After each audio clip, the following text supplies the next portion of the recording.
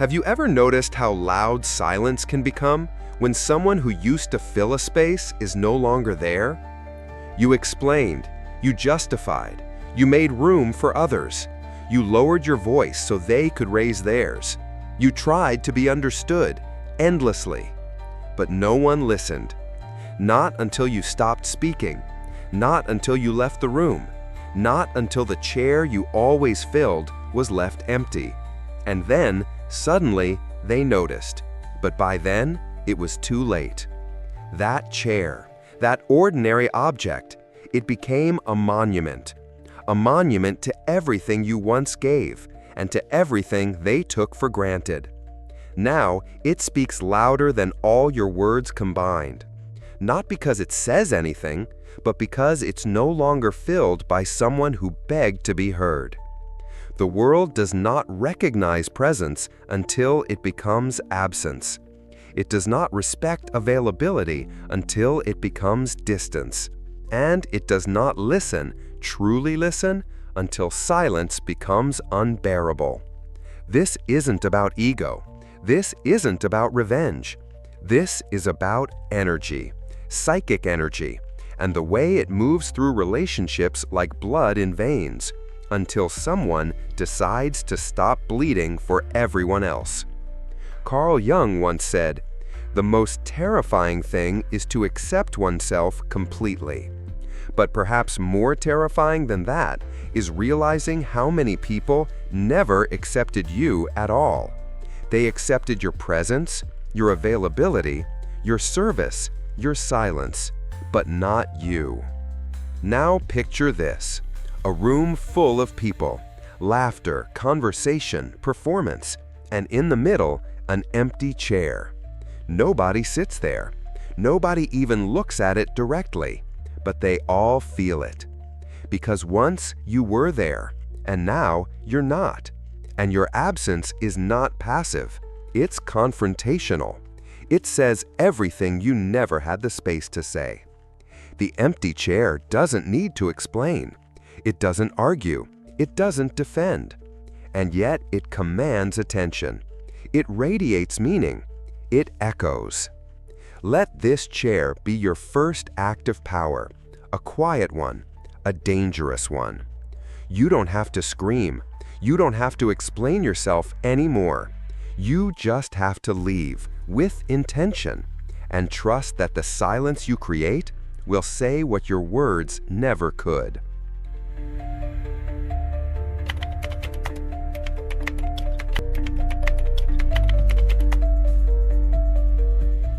We are trained, almost conditioned, to explain ourselves, to justify our boundaries, to soften our no, to decorate our exits.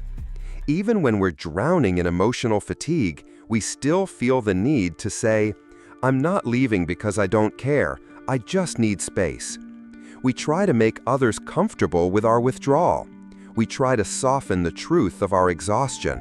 And most of all, we try not to look cold. Because we were taught to fear being misunderstood more than we fear being consumed. This is not empathy. This is programming. Carl Jung called this the persona, the mask we wear to survive socially. The good listener, the helper, the always available one, the peacemaker. But what begins as adaptation quickly becomes imprisonment. We become defined not by who we are, but by what others need from us. And little by little, we forget the shape of our own presence without the weight of their demands. Have you ever felt guilty for not replying instantly? Felt selfish for not picking up that call? Felt cold for simply wanting to be alone? That's not your true self speaking. That's the persona, tied to validation, image, and fear of disapproval. It's not you. It's the mask you've been holding up so long you forgot you could lower it. And when you do, when you finally let it fall, something strange happens. The world resists. People begin to question you. They say, "You've changed. You're distant. You're cold now." But what they're really saying is, You stopped being what I needed you to be. This is the paradox. They miss what you gave them, not what it cost you to give it. They miss the mirror you held up to reflect their chaos, but they never once looked behind the mirror to see you. That's why your silence is so disruptive. It's not passive, it's revolutionary. It breaks the system they depended on, a system where you were always available, always soft, always absorbing. Jung wrote, "You are what you do, not what you say you'll do." And so, when you stop explaining and start withdrawing, your actions become unbearable truth, because they reveal just how much they needed you compliant. But here's what they don't understand. Your withdrawal is not rejection, it's return. Return to yourself, to your time, to your boundaries, to your soul. Because the real you was never meant to be so easily accessed, so endlessly understood, so casually consumed. The real you is not always kind, not always available, not always light. And that's not a flaw, that's your depth.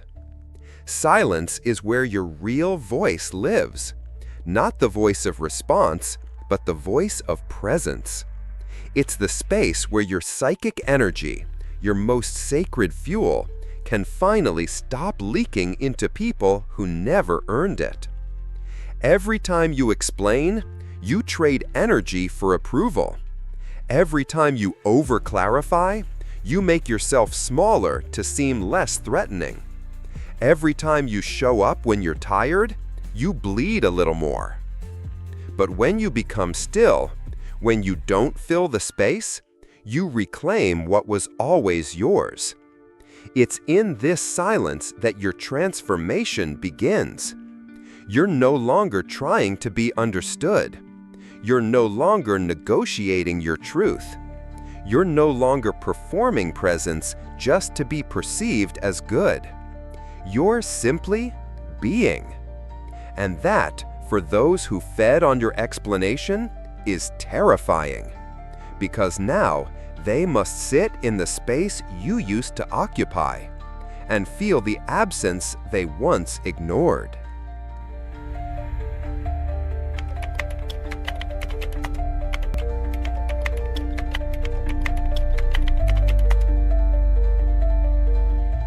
Nietzsche. There comes a moment, subtle, quiet, when you realize you've been showing up hoping they'd finally see you, not just notice you, see you. But they never did, because they were never looking for you. They were looking for what you do for them. This is the grief no one talks about. The grief of recognizing that your presence was never truly valued, only used, expected, normalized. And now, as you begin to withdraw, a voice rises inside you. It whispers, "What if they never come after you? What if your silence means nothing to them? What if disappearing confirms what you feared most, that you were never truly wanted?" That voice isn't weakness. It's a ghost, the phantom of your former self, still begging to be included, still hoping your exit will trigger love. But love that must be triggered was never love at all. This is the edge, the cliff, the threshold. You know what's on the other side: solitude, self-possession, freedom. But standing here at the moment of letting go hurts. Because to step away means something irreversible. You're no longer willing to be that version of you that made everyone else comfortable. And that version, it's terrified to die, because it believed that your belonging depended on it.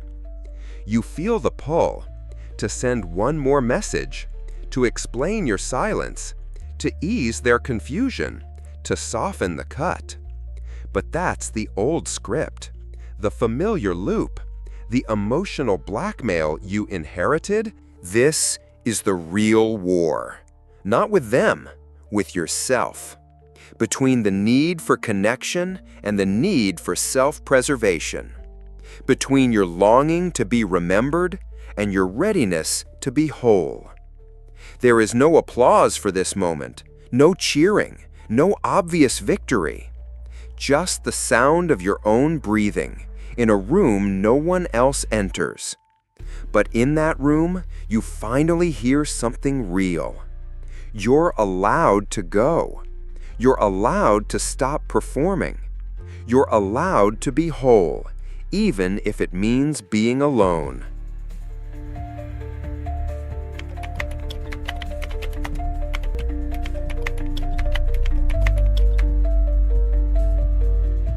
You didn't vanish. You simply stopped reaching. And in that stillness, you found something the noise had always covered. Yourself. Not the version trained to be agreeable. Not the role, the mask, the reflex. But the center. Quiet, present, untouched. There is a strange peace in being unreachable. Not out of spite, not as a game, but as a boundary carved by years of erosion. They think you've changed, but this is not new. It's just the first time you've stopped apologizing for protecting what they kept draining. You're not punishing anyone. You're not seeking revenge.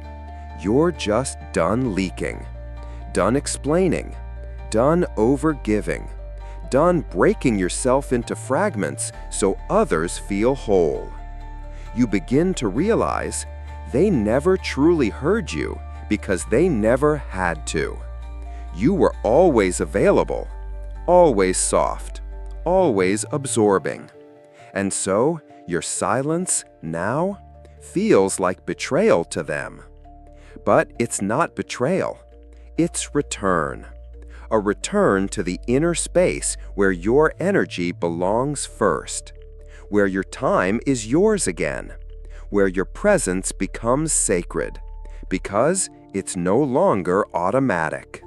Carl Jung said, "Loneliness does not come from having no people around you, but from being unable to communicate the things that seem important to you."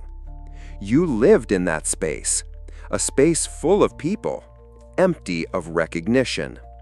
And now you've stopped trying to explain the depth of what you feel to those who only ever skimmed the surface. You're not detached, you're clear. Clear about who deserves access, clear about what costs too much, clear that silence is not a gap, but a shield, a language, a mirror. They might not understand. They might interpret your silence as coldness, distance, superiority. But that's not your burden. Let them hear what the empty chair has to say. Let them sit with their discomfort. Let them notice your absence and finally realize what it meant to have you there, quietly holding everything together. You no longer exist in reaction to others. You are not here to be read like a menu. You are not here to be consumed. You are here to exist. And that is enough. You walked away without slamming the door, because the real door was never made of wood or sound. It was made of presence, and you closed it by sitting with yourself until your own voice returned.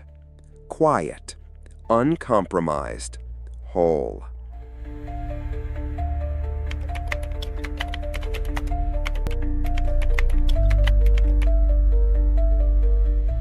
The chair is still there, empty, quiet, unmoved. But something's changed. Not the chair, you. What once symbolized neglect now radiates sovereignty. What once felt like abandonment now feels like space. Not the kind of space that waits, but the kind that chooses. They may still circle the room, still wonder what happened, still look toward that chair with confusion, with longing, with regret. But the chair does not respond, because it never had to, because its silence says everything. You didn't walk away in anger. You stepped back into yourself. And by doing so, you left behind something no one can replace: your unspoken truth. So now the question remains, not for them, but for you.